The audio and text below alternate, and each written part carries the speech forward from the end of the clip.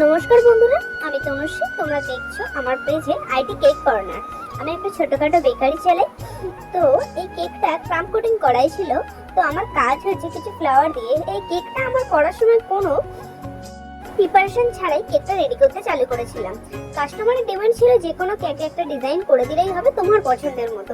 তো রীতিমতো আমি কাজে লেগে পড়েছিলাম। তো হিসাব মতো একটার পর একটা করার পর ডিজাইন এটা এসেছে। আমি কোনো কিছু ভেবে করিনি। তো এই কেকটা ছিল বাটারস্কচ ফ্লেভারের ওপর। তো তারপর আস্তে আস্তে পাইপিং ব্যাগের সাহায্যে কিছু ফ্লাওয়ার করেছিলাম।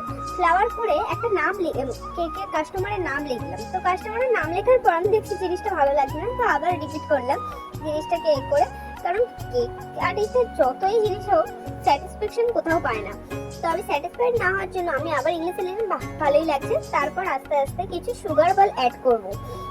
কেকটা কিছু ফিনিশিং বাকি ছিল, তারপর আমি কিছু সুগার বল অ্যাড করলাম কেকের টপারের উপর। তো আস্তে আস্তে শেষের পথে এই কাজটা এসে যায়। আমি কিছু এডিবল ডাস্ট ইউজ করছি যাতে কেকের লুকটাই একটুখানি ফাইন আসে।